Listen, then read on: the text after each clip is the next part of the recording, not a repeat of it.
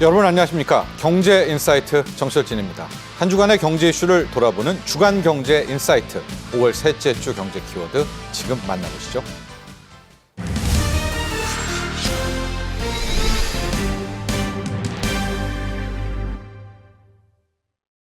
석탄이 이제 1위 자리를 내줬다고 합니다. 우리나라의 에너지 믹스 발전 상황 큰 틀에서 한번 개요 보고 하나씩 들어가 보도록 하죠. 그렇습니다. 이제 국내 발전 시장의 큰 변화를 이제 맞고 있는 상황인데요. 말씀하신 것처럼 신재생에너지 발전 비중이 사상 처음으로 두 자릿수를 넘어섰습니다. 지난해 신재생에너지 발전량은 1년 전에 비해서 11.7%나 증가했는데요.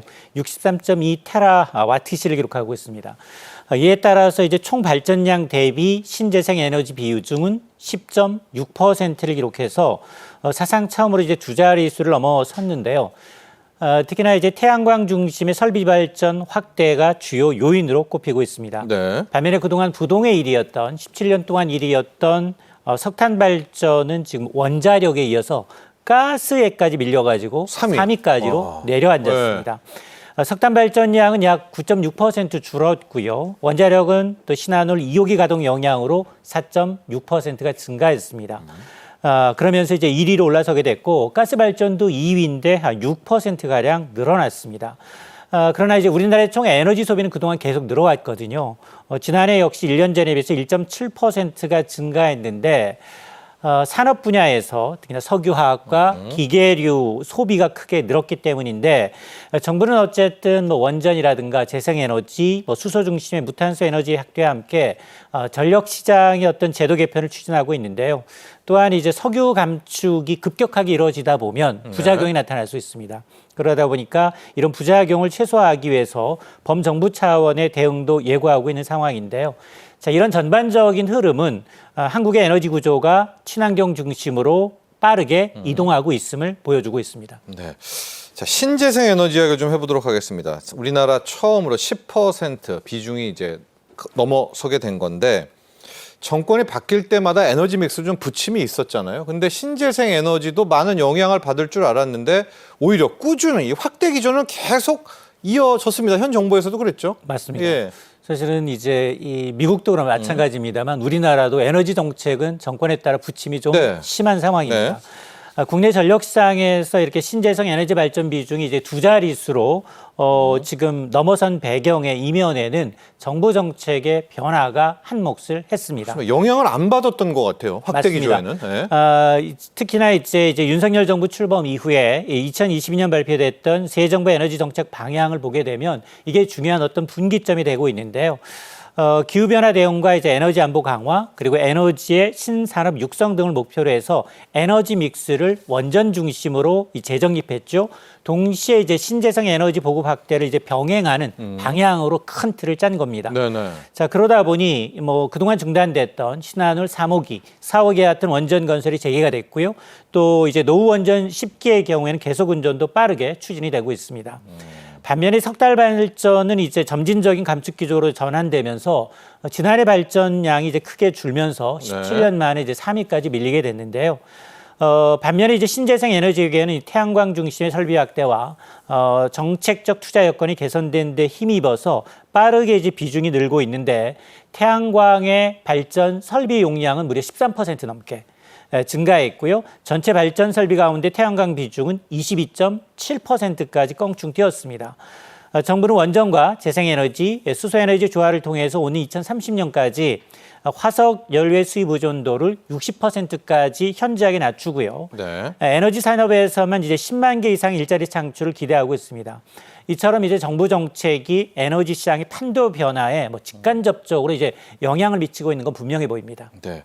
또 하나 이번에 자료를 좀 보면 우리나라의 에너지원 단위가 0.1% 개선됐다 이런 문구가 있는데 좀 어렵네요. 에너지원 단위요? 이게 뭘까요? 좀 설명 좀 부탁드립니다. 맞습니다. 우리가 이제 에너지를 100% 수입하고 있는데 늘고 있다. 저가의 에너지를 너무 과소비하고 있다라는 평가를 해왔는데 총 에너지 소비량이 지난해도 늘었습니다. 그렇죠. 많이 써요, 에너지. 맞습니다. 1.7%가량 늘었지만 에너지 효율이 그나마 개선됐다라는 게 다소 긍정적 시그널로 해석할 수 있는데요.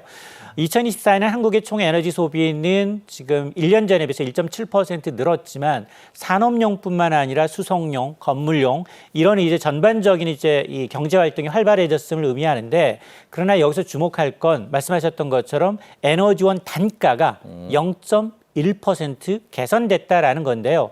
이 에너지원 단위라는 게 또 뭐냐?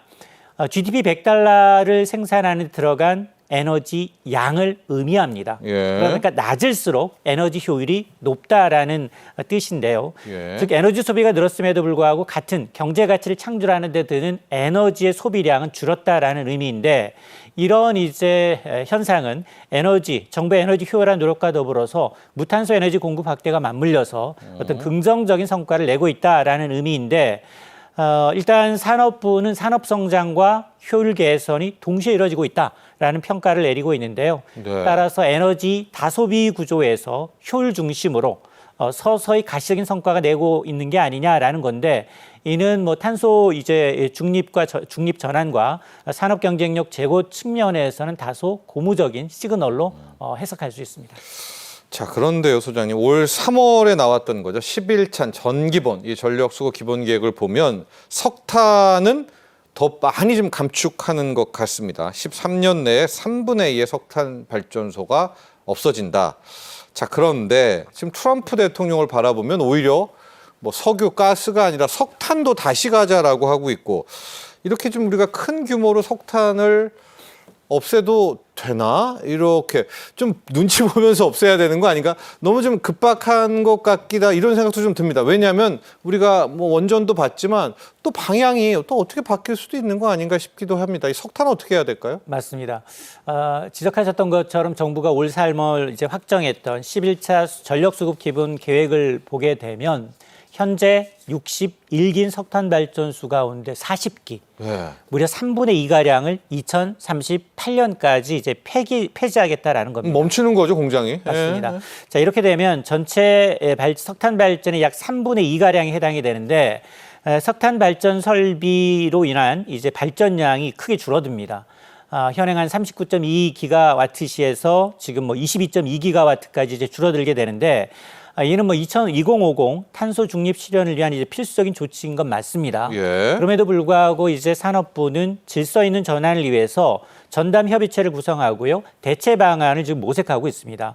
이 폐쇄되는 이제 석탄 발전소의 경우에는 뭐 수소 전소 발전이라든가 열병합 발전, 암모니아 또 배터리 에너지 저장 시스템이나 해상풍력 배후 단지와 같은 친환경 대체 산업으로 활용하는 방안을 논의하고 있고요. 또 6개의 노후 이제 석탄 발전소의 경우에는 수소 중심의 발전소로 전환되고 또 청정 수소 인증제와 더불어서 발전 입찰 시장도 이제 도입할 예정인데요. 하지만 이제 현실적인 과제도 녹록지가 않습니다. 전력 수요가 이제 가파르게 늘고 있거든요. 네. 인공지능, AI와 데이터 산업이 확대되면서 빠르게 증가하고 있는데 사실은 원자력이라는 건 님비 현상도 좀 심각하거든요. 지역의 수용성 문제가 제기가 되고 있고 또 신재생 에너지에게는 발전 단가와 그리고 이제 공급의 안전성 측면에서 이제 풀어야 될 여러 가지 한계가 지금 존재합니다. 네. 자, 그러다 보니까 지금 또 하나가 이제 발전소가 폐지가 되게 되면 여기에 따른 인력 감축, 약 2만 5천여 개 일자리가 줄어들게 되죠. 하고 그 근처의 지방 경제도 다. 예. 맞습니다. 발전소가 대부분 수도권보다는 지역에 있기 그렇죠. 때문에 지역 경제 침체 우려가 상존하고 있습니다. 예. 따라서 이제 석탄 발전소 감축이라는 건 단순히 이제 설비를 폐쇄를 넘어서 어떤 친환경 에너지 체계의 전환과 더불어서 일자리의 재배치 문제, 지역 산업 간 재설계까지 아우르는 종합적인 대책이 병행돼야 하는데요. 이를 위해서는 뭐 기술 개발과 더불어서 제도 정비, 정부, 지자체 또 민간 기업의 협력이 절실한데요. 어쨌든 석탄 중심의 발전 체계를 이제 친환경 중심으로 바꾸는데 이런 전환이 성공하기 위해서는 단순히 어떤 석탄 발전의 폐쇄뿐만이 아니라 새로운 에너지 산업의 어떤 생태계가 조성돼야 한다라는 게 이제 핵심이라고 할 수 있습니다. 네, 여러분 일단 어느 정도 방향성은 나왔습니다. 되돌리기는 좀 쉽지 않아 보이는데요. 13년 내, 앞으로 13년 내에 석탄 발전소의 3분의 2가 폐쇄가 됩니다. 거기에 일하시는 근로자분들 또 지역 경제 많은 큰 영향을 주게 될 것 같으니까 여기에 대한 대비도 분명히 필요해 보이다. 이런 말씀을 드리도록 하겠고요. 또 이번에 발표와 함께 산업통상자원부가 얘기한 이제 수소 관련한 부분인데요. 수소 발전 입찰 시장을 올해 개설한다. 그렇죠. 수소도 분명히 에너지원에 있었습니다. 예, 그런데 이제 최근에 태양광 이런 쪽이 워낙 주목을 받는데 이 수소 발전 입찰 시장 이 얘기를 좀 해보도록 하겠죠. 아마 이건 뭡니까? 수소 발전 시장은 아마 이제 우리가 가장 전 세계를 좀 주도하고 있는 시장인 건 맞습니다. 그래서 산업부가 올해부터 이제 수소 발전 입찰 시장을 개설하겠다라고 밝혔는데요. 이 수소 발전 입찰 시장은 수소나 수소 화합물을 연료로 생산한 이 전기를 정부가 장기 계약 형태로 구매해서 공급하는 제도입니다. 네. 두 가지로 분류되는데요. 청정 수소 발전과 일반 수소 발전으로 나뉘게 됩니다. 청정 수소 발전 입찰이라는 건 국내 온실가스 기준이 있는데요. 수소 1kg당 4kg의 이제 이산화탄소 이하로 이제 배출하는 이런 충족시키는 연료를 사용하는 설비만 참여가 가능한데 LNG라든가 수소 온조라든가 암모니아 온조 방식 등이 여기에 포함이 되는데요.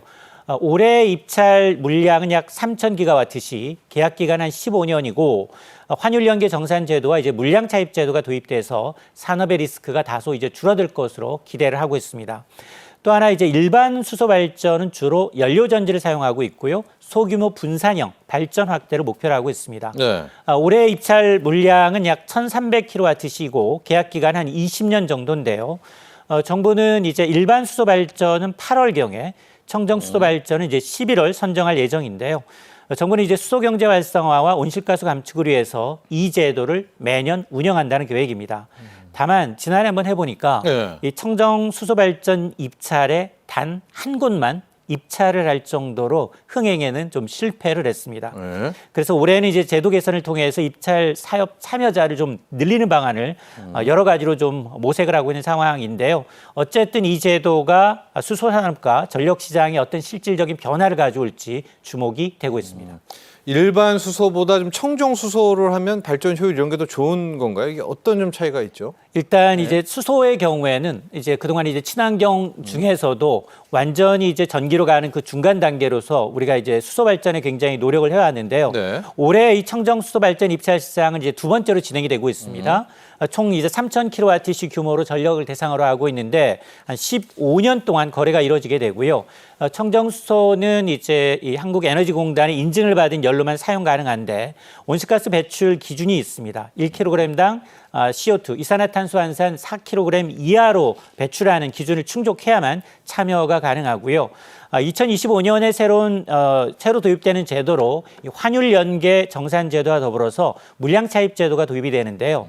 환율 연계 정산 제도라는 건 이제 수소 수입 비용을 이제 환율의 변동성을 좀 반영을 해서 환율 리스크를 좀 줄여주자라는 취지이고요. 또 물량 차입 제도는 계획관 발전량을 좀 앞당겨서 사용할 수 있도록 해서 사업자들의 어떤 유연성을 돕겠다라는 취지입니다.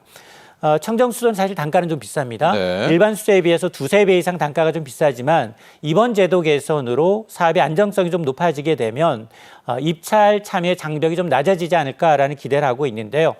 정부는 이번 제도를 통해서 청정 수소 발전 확대와 더불어서 온실가스 감축은 물론이고 수소 산업 생태계 조성에도 긍정적 효과가 있을 것으로 기대를 하고 있습니다. AI 시대, 우리가 AI에 대해서 AI는 전기 먹는 하마다. 이제 지금은 이 정도지만 AI가 발전할수록 전력 부족 상태가 어마어마할 것이다.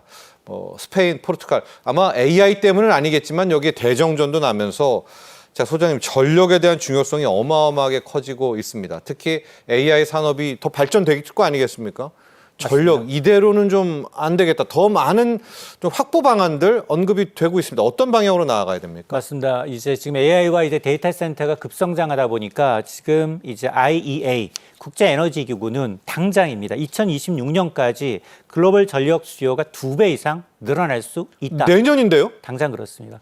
그러니까 이게 왜냐하면 이제 이 저사양의 어떤 이제 데이터를 들어서 AI 데이터 센터라든가 아니면 이제 딥시크 출현으로 인해서 예. 굉장히 기술이 취약했던 것들도 이제 저비용으로 고효율의 인공지능 이제 데이터 센터를 출현할 수 있다라는 이제 전망이 나오다 보니까 그만큼 다변화됐다는 겁니다. 그러다 보니 지금 우리나라의 경우에는 사실 에너지 정책의 이제 정치적 불확실성이 아주 큰 예. 난제로 좀 꼽히는데요. 예. 지난 이제 11차 이제 전력 수급 기본 계획도 사실은 정치적인 대립으로 인해서 1년 가까이 늦었죠. 전 기본 발표가. 지연이 됐습니다. 예. 조기 대선 등으로 이제 향후 정책 방향이 다시 바꿀 수 있다라는 우려가 커지는데요. 이렇게 되면 에너지 기업들은 전력 계획 수립과 그리고 투자가 어려워집니다.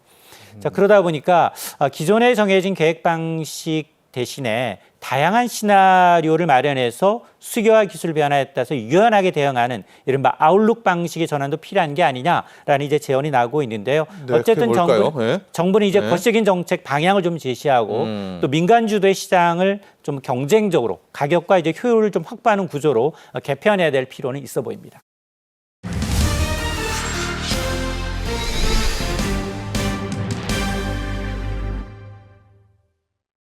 슈퍼컴퓨터 5호기, 6호기를 구축한다. 또 6호기가 구축되면 세계 10위권으로 들어간다. 네. 또 정부는 휴럽패커드와 계약을 맺었다. 이번 뉴스를 전반적으로 한번 브리핑을 해 주시고 하나하나 개별적으로 들어가야 될 것 같아요. 네, 그렇습니다. 먼저 우리나라는 이제 슈퍼컴 6호기에 대해서 입찰 공고를 냈었습니다. 여기에서 전 세계 이제 슈퍼컴을 만들 수 있는 회사 2곳이 이제 관심을 보였고 최종적으로 이제 휴럽패커드와 이제는 본 계약을 했던 거죠. 그래서 낙찰을 받아서 진행이 됐었는데요.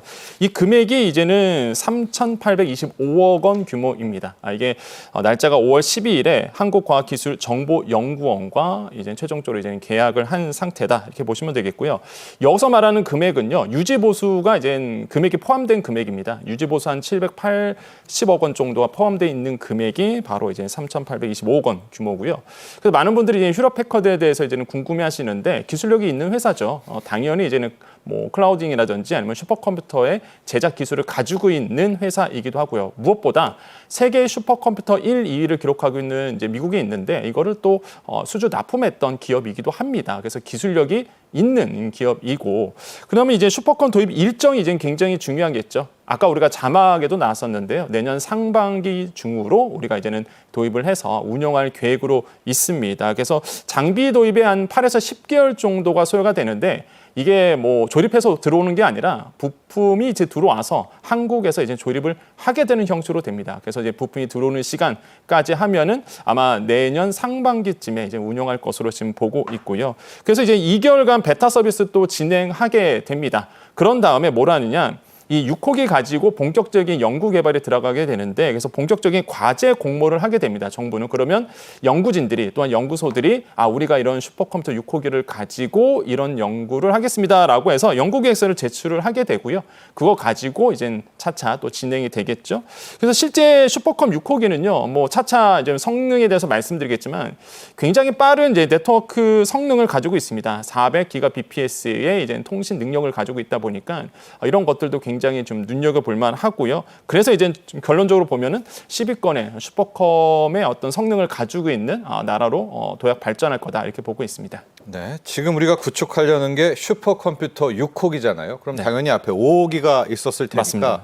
5호기와 6호기의 성능 비교도 좀 해봐야 될 것 같고 네. 또 지금 우리는 GPU의 시대잖아요. 맞습니다. 근데 CPU지 않습니까? 슈퍼컴이라는 네. 자체가.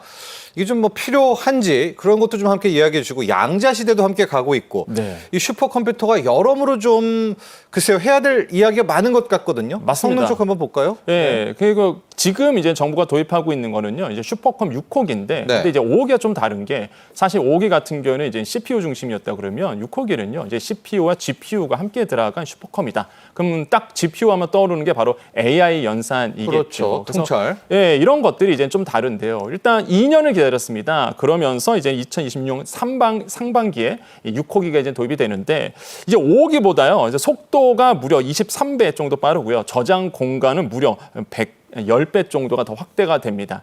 여기서 보면은 이제는 PF라는 단위가 보이게 되는데 이게 페타플롭스라는 단위입니다. 그러니까 플롭스라는 개념은요. 일단 1초 동안 어느 정도 컴퓨터가 연산할 수 있느냐 이거를 이제 단위인데 여기서 말하는 600 페타플롭스 같은 경우가 그러면 600경 연산을 한다는 얘기입니다. 이게 뭐 상상을 초월하죠. 그래서 어마어마한 사실상 속도를 자랑하고 있고요. 지금 나오고 있죠. 또한 205 페타바이트라고 나오고 있는데요. 이거 페타바이트도 마찬가지입니다. 이게 205 페타바이트면요. 테라로 본다 그러면 20조의 정말 테라바이트가 나오거든요. 그러니까 엄청난 사실상 저장 공간이다. 이렇게 보시면 되겠고 그 다음에 이제는 통신 대역폭도 나옵니다. 그래서 기가 bps 단위로 나오는데 400 기가 bps 같은 경우에는 가정용 인터넷 속도의 한 400배 정도 빠르다 이렇게 보시면 됩니다. 그래서 엄청난 성능의 슈퍼컴퓨터 6호기가 도입이 되고요. 그 밑에 보시면은 아시겠지만 지금 보면은요 5기 같은 경우에는 이제 CPU가 8,500개 정도가 들어가는데 6호기는요 CPU뿐만 아니라 GPU 8,496개가 들어가게 됩니다. 그래서 여기는 최첨단 GPU가 이제 들어가게 되죠. 그래서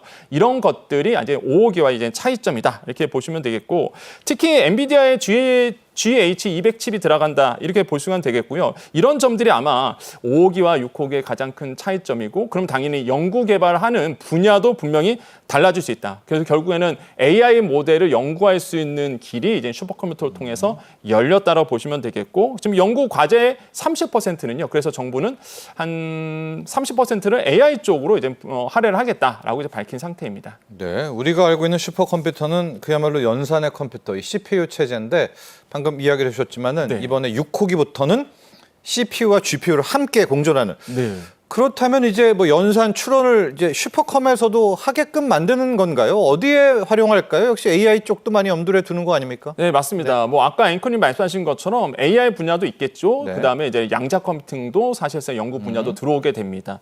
과기부는요. 그래서 다양한 수요를 충족시키겠다 이렇게 이제 밝히고 있는데요. 중규모 이상의 AI 개발 여기에 신속하게 도입을 하겠다라고 얘기하고 있는데 여기서 말하는 이제 중규모 AI는 뭐냐면 GPU 한 50개에서 한 200개 내외를 사용하는 AI 학습을 이야기합니다. 네. 그래서 이제는 소규모 언어 모델도 여기서 또 나올 수도 있겠죠. 그래서 이런 것들도 이제는 하게 되고 6호기에서 기대하는 점이 좀 있습니다. 어떤 거냐면 이렇게 AI 시대를 맞이해서 글로벌 연구도 할 수 있는 분야도 만들어지고 또한 AI 학습, 거대 언어 모델도 만들어질 수도 있고요. 또한 대규모 과학, 공학 쪽에서도 이 AI 활동을 통해서 모델 활동을 통해서 연구 개발이 또 될 수 있는 부분이 있거든요. 이런 점들이 이제 6호기를 통해서 이루어질 거라 보고 있고요. 그래서 6호기의 활용 계획을 본다 그러면 기초 원천 연구의 한 40%에 지금 자막 나오고 있죠. 네. 공공사회 현안 연구의 20% 정도 할당이 되고 산업활동의 20%, 그다음에 공동활동의 20% 배분되고 인공지능 분야의 30% 이렇게 이제는 활용 계획으로 있고요. 또한 활용 분야도 있습니다. 뭐 이미 예상이 되겠지만은 뭐 신소재라든지 나노산업이라든지 바이오 신약 부분, 그다음에 기계항공, 기후에너지, 에너지 보건 AI, 컴퓨터 AI, 뭐 비전, 그다음에 자연어 처리, 자율주행. 그래서 이게 우리가 미래 산업 먹거리에 모든 기술들이 다 포함되어 있거든요. 이런 것들을 통해서 슈퍼컴퓨터 6호기를 통해서 연구진이 연구 개발할 수 있는 토대가 만들어졌다 이렇게 보시면 되겠습니다. 앞서도 보셨지만 슈퍼컴도 이제 단순 연산이 아닙니다. 네. CPU와 GPU를 결합하게 또 이렇게 업그레이드가 되고 있고 요즘 시대는 역시 뭐 연산뿐만 아니라 학습과 추론도 중요해서 AI 칩을 정부에서 또 많이 뭐 사들이고 다른 나라도 그러지 않습니까? 이게 네. 더 비싸니까 우리 정부가요 GPU를 연내 1만 장을 확보해서 또 뭐 약간 우리에게 좀 공급 필요한 곳에 네. 공급한다 이야기가 있습니다. 이것도 함께 해주시죠. 결과적으로 우리도 또 AI 칩 쪽으로도 가야 되지 않습니까? 맞습니다. 그래서 이제 정부가 이제는 산학 연구 기관에 이제 제공할 이런 GPU를 사실상 확보하겠다고 밝힌 상태죠. 그래서 지난 14일이었습니다. 첨단 GPU 확보 추진 방안을 발표를 했는데요. 이제 엔비디아의 칩입니다. H200 한 6,400장과 그 다음에 B200 네, 3,600장. 그러니까 6대4 비율로 이제는 조금 이제 수입을 하겠다, 가져오겠다라고 밝힌 상태고요. 아예 AI 칩을 사주네요, 정부가. 네, 맞습니다. 네. 그래서 이걸 사서 실제적으로 민간 기업에 이제 제공을 하고 네. 그걸 이제 민간 기업에 주는 건 아닙니다. 일단 우리나라가 AI 공공 인프라망을 구축을 하는데 일단 민간 기업에서 운영을 하다가 다시 이제 공공기관으로 다시 이전하는 순으로 이제 들어갈 것으로 보고 있고요.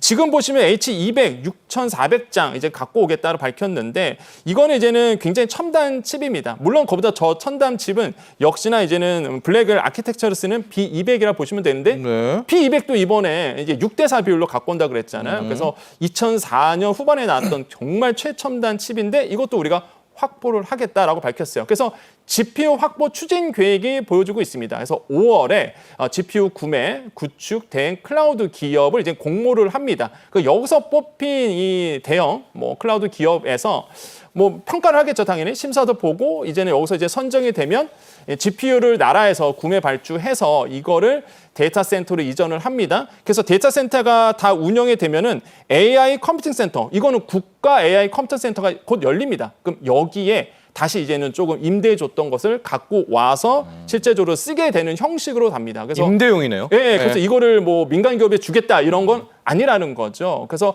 이거를 잘 체크하시면 되겠고요. 이런 순서대로 해서 이제 GPU 확보 추진 계획을 정부는 가지고 있습니다. 네. 글로벌 탑 전략 연구단의 10개 과제 확정. 슈퍼컴퓨터와 연관성이 있어서 이것들이 당국에서 하는 거 아닙니까? 과기부하고 국가과학기술연구소가 함께 확정을 한 건데 이 내용도 함께 소개해 주시죠. 맞습니다. 이게 과학기술정보통신부에서 이번에 밝혔던 것이 이제 글로벌 탑 전략 연구단 10개 과제를 이제 선정을 했는데요. 여기에 본다 그러면 특징이 뭐냐 그러면 출연형, 그러니까 정부 출연 기관이죠. 그래서 연구기관에서 이 칸막이를 좀 없애겠다. 그래서 서로도 연구를 잘할 수 있도록 하겠다라는 것과 그다음에 대형 성과를 창출할 수 있도록 격려하겠다라고 얘기를 했습니다. 그래서 두 가지 측면에서 좀 나눠서 탑 10가지를 뽑았는데 첫 번째가 국가 전략형 이제는 산업을 키우겠다라고 이제 밝힌 상태입니다. 그래서 여기 보시면 아시겠지만 국가 전략형 기술 확보를 목표로 하고 있는데요. 쭉 보시면 당연히 슈퍼 양자 컴퓨팅 전략 연구단이 있고요. 그다음에 무기가 있어야 뭘 싸우죠. 맞습니다. 네. 기후 위기 대응에 대한 전략 연구단도 이제 포함이 되어 있고요. 또한 핵 융합 디버터 전략 연구단도 포함되어 있고 휴머노이드 빠질 수 없습니다. 우주항공도 빠질 수 없겠죠. 그래서 국가 전략형 연구단이 이제 선정이 결과가 나왔고 그럼 나머지 5개는 이제는 미래 도전형 기술 확보를 위해서 나서게 됩니다. 여기 보시면은 사실상 조금 더 도전적이죠. 그러니까 정부 예산을 쓸 수밖에 없는 부분입니다. 그래서 도전적 기술 확보를 하기 위해서 암 유전자 보호 분석 연구단이라든지 신경계 조절 전략 연구단이라든지 아니면 수소 연료 전지, 그다음에 2차 전지, 그다음에 질소 자원화 이렇게 해서 전략 연구단이 이제 포함돼서 10개의 산업에 대해서 도전적인 역할 또한 국가 주도로 해서 이제 국가 기술 패권을 갖기 위해서 정부의 예산이 이제 들어간다 이렇게 보시면 되겠고 이런 점에서 본다 그러면 저는 정부가 구상하고 있는 초격차 전략에서 굉장히 우위를 점할 수 있는 길이 열릴 수도 있다 이렇게 좀 생각을 해보겠습니다. 네, 지금 세계는 슈퍼컴에다가 양자를 집어넣고 여기에 AI까지 전체 융합이 되면서 의학에도 쓰이고요, 신소재, 우주에 다 쓰이게 되는데 우리가 좀 늦은 감이 좀 많거든요. 네. 실제 조금 이따 또 우리가 AI, 생성형 AI도 살펴보게 될 텐데 지금부터 민간 기업도 정부 어떤 노력을 또 기울여야 되겠습니까? 예, 그래서 지금 이제 정부가 하고 있는 거는 역시나 인프라 사업을 늘리겠다라는 겁니다. 그래서 저는 적절한 타이밍에 적절하게 좀 얘기를 나왔다고 생각을 해봐요. 그래서 지금 정부가 생각하는 거는요, 우리나라의 경쟁력을 늘리기 위해서 인프라 구축을 하겠다. 그래서 6호기도 그러한 연장선에서 도입을 하는 거고요. 또한 이제는 AI 연구계에서 계속 요구했던 이런 고성능 컴퓨터 인프라 도입을 이제 추진하고 있는 거거든요. 이런 점들에서 좀 환영할 만하다라고 좀 생각을 해보겠습니다. 그래서 저는 이런 생각이 듭니다. 역시나 정부가 이런 AI 산업을 발전시킬 수 있는 또한 우리나라의 미래 산업을 발전시킬 수 있는 이런 슈퍼컴 도입을 지금 현재 이제 진행되고 있고 이런 것들이 안착을 할 수 있도록 더더욱더 저 개인적 생각이지만 예산을 더더욱더 좀 투자를 해야 된다는 생각을 해보겠고요. 결국에는 고성능 컴퓨팅이라든지 데이터 분석 기술에 대해서 이런 인프라가 확보가 되면 우리나라의 미래의 먹거리는 더더욱 늘어날 수 있다. 인재도 와야 되잖아요. 많아요. 네, 맞습니다. 네, 이런 점에서도 저는 좀 환영할 만하다라고 생각을 해보겠고요. 마지막으로 사실상 정부가 지금 이렇게 고성능 컴퓨터를 도입하는 이유는요. 이런 얘기를 합니다. 이 고성능 컴퓨터가 1세대 같은 경우에는 관측이고요. 2세대는 이론이고 3세대는 계산이라고 얘기하는데 이제는 뭐 AI를 활용한 빅데이터 분석이 앞으로 도래했기 때문에 그렇기 때문에 고성능 컴퓨터에 대한 수요가 늘어날 것이고 그것을 통해서 정부가 발빠르게 움직이고 있다라고 판단해 보겠습니다. 지금까지 5월 셋째 주 주간 경제 인사이트였습니다. 시청자 여러분 감사합니다.